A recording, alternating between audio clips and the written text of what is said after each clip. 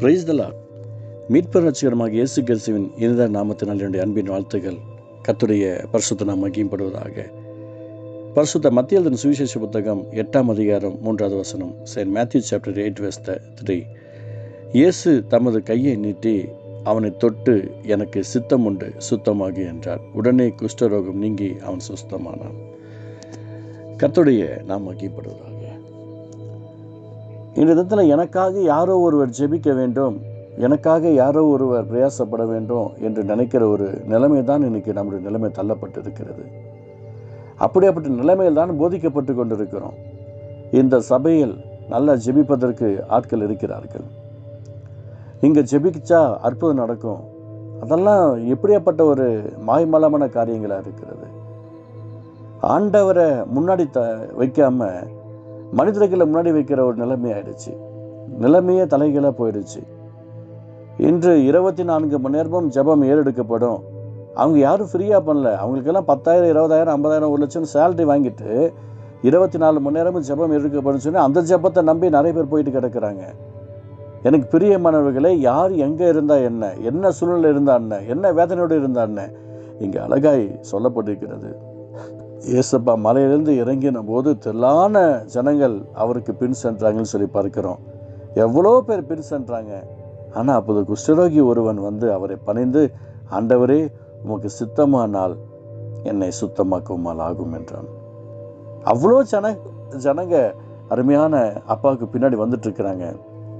ஆனால் ஒரே ஒரு குஷ்டரோகி ஏசப்பட்ட வந்து பணிகிறார். ஆண்டவரே உமக்கு சித்தம் என்னை சுத்தமாக்கும் என்று சொல்லுகிறார்.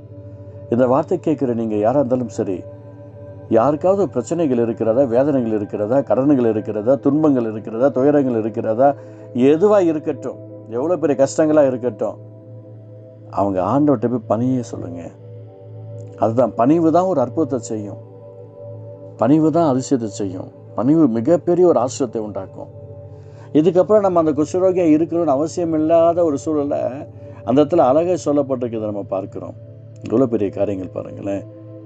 எல்லாரும் பார்க்குறாங்க, என்னப்பா அது இப்படி ஒரு அற்புதம் செய்கிறாரு, இவ்வளோ பெரிய அதிசயத்தை செய்கிறாரு.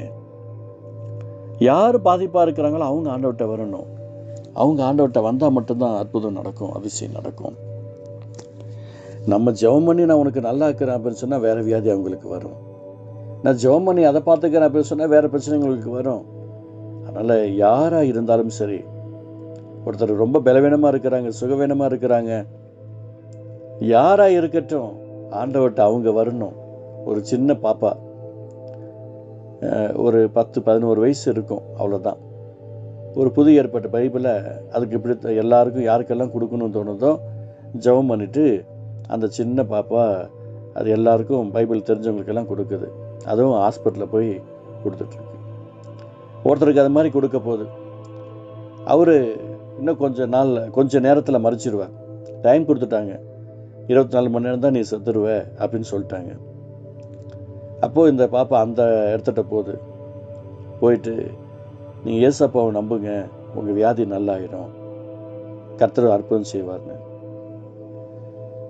அவருடைய சரீர நிமித்தமாக அவருக்கு பயங்கரமாக காயப்படுத்தி அவர் என்ன பண்ணிட்டாரு, யாரை பார்த்துட்டு என்ன கேட்க வந்திருக்கிற, எந்த இயேசு பற்றி பேச வந்திருக்கிற, உன் வேலையை பார்த்துட்டு போ, நான் செத்தாலும் அப்படி கூட சாவுறேன், எனக்கு நீ தேவையில்லை அப்படின்னு சொல்லி எச்சரிப்பை கொடுத்துட்டு அப்படியே அந்த பிள்ளை அனுப்பிச்சிட்டார்.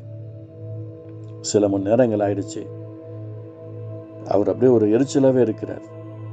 எதுக்கு இந்த புதிய ஏற்பாட்டை இங்கே பைபிள் வச்சுட்டு போகணும், ஏன் இது கொடுக்கணும் அப்படின்னு சொல்லி கொஞ்சம் நேரம் ஆக